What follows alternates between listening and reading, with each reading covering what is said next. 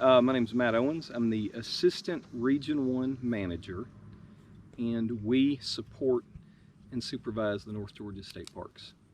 There's 14 of them. I work for Joe Yeager, and I directly supervise 6 state parks in North Georgia.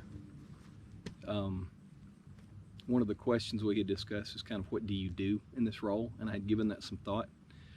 And personnel issues, making sure your parks have the staff they need to do their job and help them with hiring in that process. We're very much a policy and procedures division. It keeps us out of trouble when your folks know that this is what we can and cannot do. We've got state laws and DNR regulations, and then park specific regulations, and making sure that our people know that. So we kind of make sure our folks are following procedure. We deal with a lot of problems at the region office, and an example from just a few days ago was a large oak tree fell on a housekeeper's car at Vogel State Park, crushed it. And the manager called and said, I haven't had to deal with this, what do we do? So he kind of walked them through responding to that and taking care of the employee, and this is the paperwork you have to do, and you have to turn in. And then project work. We do a lot of kind of project work on the side whenever there's something happening in a park. We just a rewarding one was we just flipped the Pinhoti Trail, which used to bypass Chief Van House property near Chatsworth. We flipped it into the park, and it took years to kind of put this together and work with the Pinhoti Trail Association. But we were able to connect the main area of the park to kind of a satellite area that folks never went to, and we could connect it by trail. Oh, neat. And that was really rewarding. And then last year, it may have been 2 years ago now, we had to work with the aviation unit and fly in some backcountry bear boxes into some backcountry sites at Black Rock Mountain State Park. Oh, wow. And that was a cool project to be a part of, because the helicopters actually had to land, pick up the boxes, fly them in, and drop them to staff that were waiting at the backcountry campsites. That's cool. And that was neat. Stuff like that. So how does it differ between you, Joe, and Michelle? What are the key characteristics that your position has that they don't? Well, so it's his region. I work for him. All the parks, we've got 14 parks in North Georgia. They're ours, and they're all his. 6 of them I directly supervise, and I'll talk about issues with him. And whenever something's come up, we've got a boundary issue at Chief Ann right now. That's been a lot of behind the scenes conversation. He's kind of in the loop and giving us guidance on what he wants to do. So that's kind of where we're different. Michelle has got administrative oversight over the entire region, all 14 sites, and the budget, which is incredibly challenging and time consuming. She's kind of the go-to person when you have administrative questions, and being a state government agency is, I'm sure you guys know, we have a huge amount of paperwork, and it's confusing, and a lot of times it's outdated, and somebody will work on something, they won't realize there's a new document they have to use. So Michelle will kind of, what we try to do is point our folks in the right direction. Give them the tools they need to be successful in their job. And that's why you hire good people who can think and problem solve, right? And that's a key issue. That's why we want Warnell graduates. Okay. Yes. And how many Warnell grads have you seen come through on your watch? I know it's limited. There's been a lot more interest. I know we've got a handful at Fort Yargo. I know of at least one that we picked up that I think very highly of. David Guzman. I tell you what's really happened is the connection between us and Warnell. Phil and I were talking about this as we were walking down the hill, is we recognized a few years ago that we've got a program in Athens right next door that we're not taking advantage of. We're not reaching out, we're not making the connections. And there's no reason not to. So when Becky Kelly was our director, she had said, let's see what we can do with that. Let's see if we can grow this. And I think that we've sunk some roots in. And as Phil and I were walking down the hill, he said, it seems like it's starting to blossom. And I thought that was a pretty neat, especially coming from Phil. I was like, it does kind of, because, he's using Warnell students as volunteers, and we're talking to students in classes, and they're emailing us with questions, and it's a great win-win relationship. And it's fun. It's the fun part of the job. So, yeah. I was just going to thank you for Jonathan. When Jonathan reached out to me, and then I sent him to you, and then you helped to get him in the door at Fort Yargo. That's right. he was going to volunteer, and they just hired him on for a temporary summer position. So that was wonderful to hear that. So I wanted to thank you for that. Absolutely. That's the good stuff. Yeah. So how long have you actually worked for the DNR and the state parks, and what is your educational background preparing you for that? I went to Young Harris when it was a 2-year school and didn't know what I wanted to do, and then went on a ride along with the Chief Ranger at Kennesaw Mountain National Battlefield. And the second he opened that gate in his big Bronco and we drove through, I was like, this is cool. I think I want to be a park ranger. So went to a program in Memphis, worked seasonally with the National Park Service in Assateague Island, Sequoia Kings Canyon. Came back to Georgia, kind of got away from it for a little bit, and my wife kind of recognized that was really where my heart was in this line of work, and this was about 15 years ago. So I was looking around for opportunities. Started with the Recreation and Leisure Studies program at UGA, and then the NERP program was developing at the time. So I flipped over and worked with Gary with the NERP program, and through that I was able to work with Becky Kelly and Paul Nelson, who was the director and assistant director with Georgia State Parks, and that was my introduction to Georgia State Parks, and it was because of the Warnell connection. And I was always grateful for that. So I was able to work with them, and when a full-time position came open, I interviewed, and because I'd already had some experience with them, I was able to start at Amicalola Falls, and then I moved to Cloudland Canyon as the assistant park manager, and then Panola Mountain State Park as the park manager, and then back to Amicalola Falls as the manager. And I lived in that little house right next to the visitor center and raised my girl there, and she just loves to tell folks I grew up at Amicalola Falls, even though we were only there for like a year and a half at that time. And then Don Carter, when it opened, and that was a lot of fun over in Gainesville, and I've been in the region office. So long answer to your short question, I think I've been with DNR about 15 years, but it's been a lot of jumping around, which has been rewarding. And good adventures. Just made a note based on that comment you just made. Willing to move around seems to be a common thread that we've heard this morning from Phil. Yes. From Michelle. Joe. Yes. Michelle, and now Yes. you.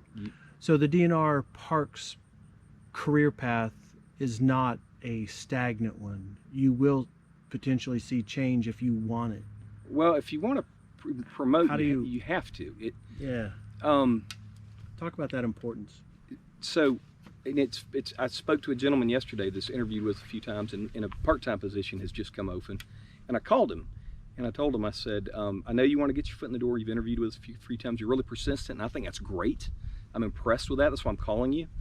But to jump in part-time, we have a lot of part-time positions, 29 hours a week, no benefits. You're not making any money, but it's your foot in the door. That's the reality. It's your foot in the door. And what you're doing is you're building a reputation for yourself. Folks know you. They know that you're good. And then when I've got a position I desperately need to fill, and you put in for it, and you've worked for us, and you've got a good reputation, you're going to be stellar at the interview process. And then what we do with those employees is we don't coach them, but we share with them that you're going to want to work here for 2 or 3 years. Take what you can from this park. Enjoy it. It's fun. Take everything you can from this experience, and then watch for a position to come up somewhere else, and then move to that position and step up. And the goal is maybe in 6 or 7 years you're in the geographical area that you want to be, and there's a really good chance that will happen. And that is what happened with us. It took 10 years for it to happen, but we finally landed, and we've got roots, and everything appears stable for the moment. We hope it stays, but who knows. But yeah. Okay, that's good, because I think it's important that students understand that a career with DNR Parks is a dynamic one. Yes. It's not a stagnant, once you're somewhere, you stuck there.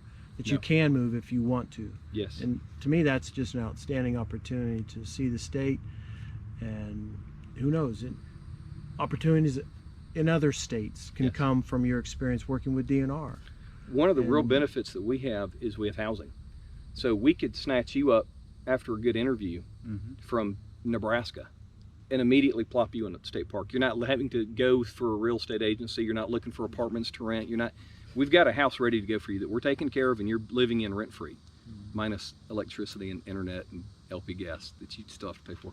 And that's a real benefit for us to be able to take employees, and it's really helpful because right out of school you're not making much money, but there's a real benefit to not paying rent. There is. But on the flip side of that coin, we always tell our folks that you're not going to want to retire from DNR and not have a home somewhere and be paying for a mortgage as you're retired. So you have to kind of balance That's right. those decisions. Sure. Over your 15 years, Matt, what changes have you seen that would be beneficial to share with the students as they prepare for a career with the DNR or consider it? Well, to accept that change is a part of the career. I was at Amicalola Falls when we transitioned to the lodge parks to Coral Hospitality. And that was a big change for us. That's why I went to Don Carter. We weren't expecting that to happen. I was an officer with the state for 10 years, and we were told that we're going to honorably decommission our park rangers, our fisheries technicians, anybody, unless you're a game warden, and we're going to give the game wardens full law enforcement oversight of all of our DNR properties. And it's a great idea to do that. But that was a bit of a shock when it happened because we didn't see that coming. And we got through it well. But kind of accepting that change is a part of this career and rolling with it, that's important, especially when you work for the state. For example, the budget cuts right now, the adjustments we've had to make because of COVID have been astronomical. I think we've gotten through that remarkably well, but a lot of that's been because of good communication with our people, really good leadership from above. You know, whenever Governor Kemp gave an executive order that this is what we're doing now, our leadership adjusted our operational plan, and part of our job was to make sure that the staff in the field knew what that new operational plan was, and that they're safe, that our guests are safe, that they have proper personal protective equipment. They have gloves and face masks and hand sanitizer, and we have the stickers enforcing 6 foot of social distancing, because months ago when the governor announced he was about to shut the state down, we were all ready to shut the doors and lock the gates. And that didn't happen with state parks. We stayed open the whole time. Right. And it was a shock. It was a genuine shock to everybody because we watched all the state parks around the state of Georgia and the federal areas and the national forests and everything shut down but us. And we had to kind of respond to that because suddenly we got incredibly busy because there was nowhere else for anybody to go. Right. We have some older retired volunteers and camp hosts that didn't want to be in that environment because they were in an age group, compromised age group that didn't. So we were losing staff. But I'm really proud of how well we've gotten through that. I'm really proud of our folks. Cool. Yeah. Can you kind of tie together what Phil's job is, and if you represent then more the administration, Michelle and Joe, how does that loop just function? Is it the individual park manager's role to say, hey, Phil, I have some questions about some invasive species? How's that involve you? Where are you in that circle from the resource management side? It's having good relationships with your people. Yeah. When you recognize that there's a problem, the park manager raises his hand or her hand, right, and says there's a problem, and then we kind of help figure out what it's going to take to resolve this problem. The region office, in large part, with working closely. For example, we found a dead tree that's leaning over a campsite. We're going to go and look at the tree and take pictures of it, and if it's something that we've got staff that can safely drop on their own, we're going to use those staff. We may have to bring in more experienced sawyers from other sites, but maybe we don't have these resources. So then I'm going to raise my hand and I'm going to say, hey, Phil or Brian, we've got a hazard tree that I'm concerned about. Can you guys take a look at it? And then they're going to come look at it. And if they've got the skill set to drop it in-house, they're going to do it. And if they don't, we'll reach out to Georgia Power because we've got a really good contract with them. And then they'll come do it. And that's just an example. Yeah, that's great. We've got some fisheries issues. For example, up at Sloppy Floyd, David's starting to get some complaints that we're not catching enough fish up there. So we're raising our hand to fisheries and saying, hey, can we talk to you guys about fertilization, because and that's a whole different division. Right. That's not even Phil O'Brien, but they're great. They're like, absolutely. And you know, they've already been out there and given David some recommendations on what he can do, and, That's good. and they're helping him with that. So it's really about relationships and relationship maintenance. And that's a beautiful thing about DNR, is that there are skill sets from A to Z within the agency itself. Having been around the DNR Leadership Academy folks recently and knowing that history, and hearing from people from EPD, who one fellow's an engineer, to one of the fisheries biologists, which is a drastic difference. Those networks are important. So talk about the value of, as a young professional, that our students are needing to build a network. When I went back to graduate school at Warnell, it was not for grades or individual classes. It was to make connections in the field, and that's exactly what happened. And so you're just gonna have to stop the video right there, because I totally lost my train of thought. But that's exactly what. But that's exactly what the happened. network, the value of going to build a network, and the skills and the opportunities that young people need to have. They need open doors, to not be afraid to open doors and meet people and put themselves out there. That network is a value. It's not what you know, it's who you know adage. So just talk about your experience with how your network has benefited you in this job. Use that just as an example.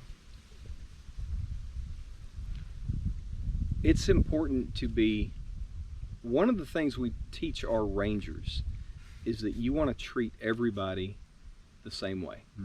Every guest you see, you want to be respectful by default, because you don't know who they are, you don't know where they're coming from, and if you treat everybody well, it's a good safe place to be.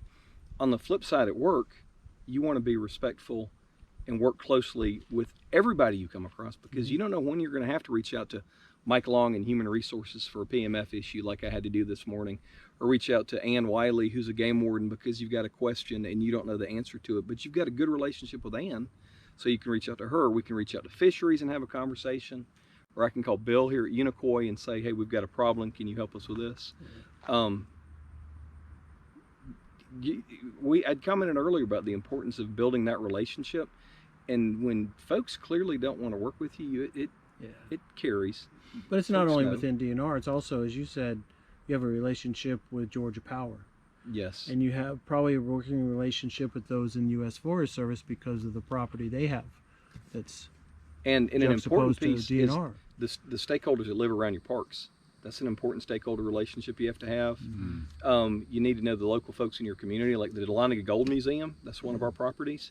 It's important that we work closely with the mayor and the folks in Dahlonega, because we're right there in the middle of town. We've got a great relationship with Warnell. Stakeholder relations are important. We've also got friends groups in our parks, and they're typically invested members of their community, and they're invaluable resources. They're important relationships to have. Well, Matt, thanks. Are there any parting comments you'd like to tell the students? Advice, do's, don'ts, whatever? You're going to have to work somewhere. This is a pretty awesome environment to work in. Right. You're the mayor of a small city in the woods. Everything that happens in the park is your responsibility. Everything in the boundary, from administration to staff issues to guest safety to resource management to retail, which is really what makes it a fun and rewarding job, because it's certainly not the same thing every day. Yeah. That's the nice thing.